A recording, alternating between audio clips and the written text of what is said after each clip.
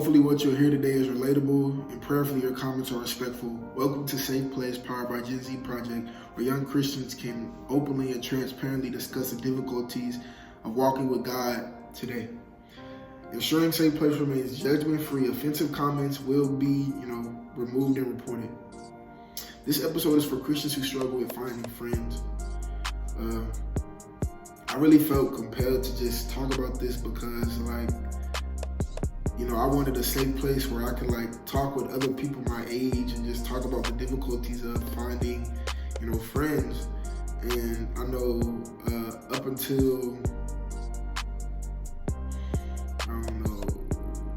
August, something like that, maybe of last year, I really didn't have any friends.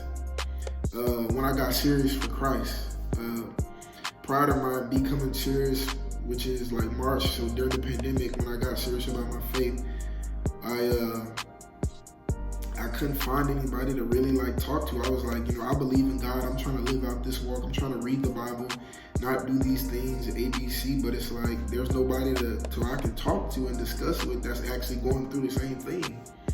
And I always just kind of felt even before I really got saved, knowing the things about the Bible and who my parents were, I wasn't allowed to do certain things go out. I couldn't go to a party unless my parents spoke with the people first.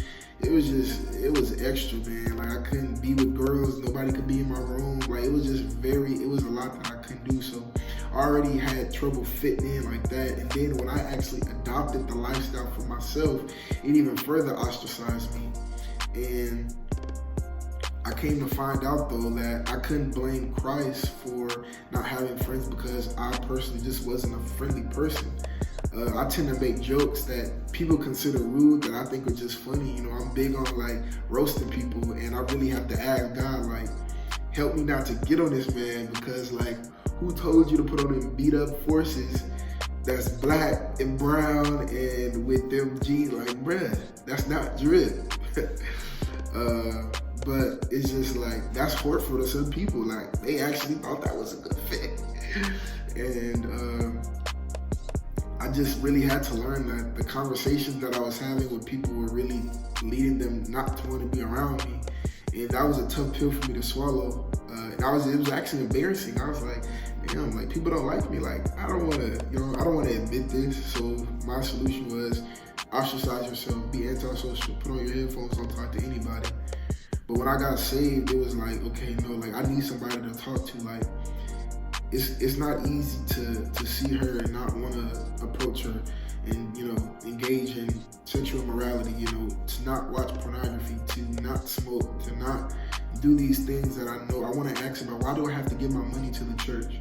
And I don't want to go to my parents or my pastor who is old and who maybe, I want to go to somebody my age.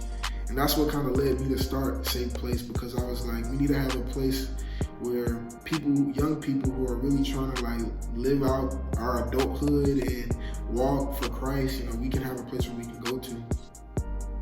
And so I really didn't start finding, so I had two friends, John and Dylan, in the midst of me getting saved, and our friendships strengthened, and they really were the first people to kind of make me see how living for Christ really changes your life, because our friendship wasn't as strong.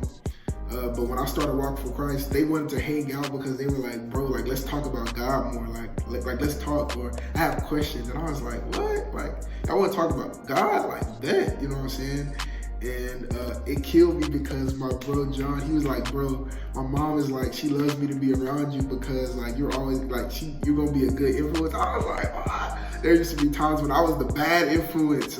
John, y'all know, bro, I used to be the bad. We got some stories, bro, but now flip it over. Now I'm the good influence. Man, it felt really good. That place of acceptance and belonging and finding those friends who I can talk about the most important thing in my life to is that meant everything to me. And then me and my brother Elijah, we got a prophecy together, and that we really grew in our relationship because we really felt in our age group, in our demographic, we wanted to really live for God for our age group, and so that helped us to grow closer together. And it really hurt when we had to leave. He's in Oklahoma and I'm in Mississippi right now. But the greatest friendships that I came were with Chloe, Lauren, and Mike. to do GenZProject because we felt like in our generation it wasn't a big enough presence of people in our generation preaching the gospel to our generation. And we really wanted to take that, and I was just like, I finally found friends, and now I gotta go to college and leave them. So it's like I've been lonely all my life, and then right before I leave for college, I get friends, and then I had to leave in there, and I met some other friends at my church, Sequoia, Kanai, like all these people that we really grew close with, Sean, and then now I gotta go.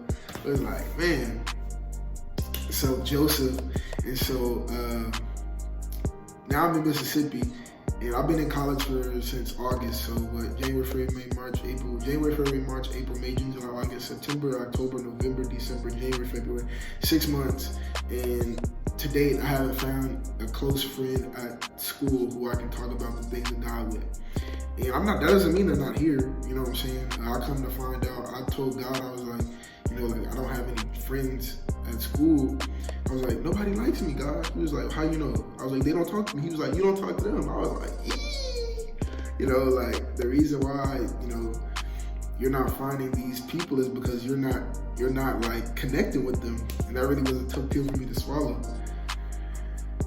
And so I'm really trying to be more focused now about making those connections with people, because who's to say it could be clubs of Christians that I'm just missing because I'm isolating myself. And I really want to have that place. I live in Jackson, Mississippi, where I can connect with people my age who are really serious about their faith, because I don't want to walk this walk alone. And I'm going to face struggles and things of that nature where I want to be able to talk to somebody who's my age who can relate to what I'm going through. And so if you're struggling with finding friends, what helped me was I literally just had to pray to God, and I was just like, God, help me to be friendly and lead me to find friends. I told you guys before I was kind of rude, and so I had to really just say, it was embarrassing, but I literally just had to say, God, make me into a friendly person and lead people to me. And I felt weird doing it, but now that I look back, I've made countless friendships that will last until the day I die through prayer. And that really showed me the power of prayer. And so, but like I said, I'm living in Jackson. And so if you live in Jackson, feel free to DM me at GenZProject1. I'm definitely trying to make some connections. I'm going to be in Atlanta soon though, so you know what I'm saying? But I really want us to kind of, I was telling myself, I want there to be a place for us to kind of grow. And I'm saying, we have social media, and I just wanted us to feel safe coming to here without feeling embarrassed or feeling judged about saying, I want to be, it's almost like the cool thing today is to be antisocial. So I don't want you to feel weird saying, I want to have friends. I want to be friendly. I want to have a group of people that I can relate to. And that's what Safe Place powered by GenZProject is for. So, I don't have the answers. This is just an opportunity to just talk, and hopefully maybe you guys have already figured out the solution, so please let me know. Thank y'all for tuning in, and I'll see y'all next episode.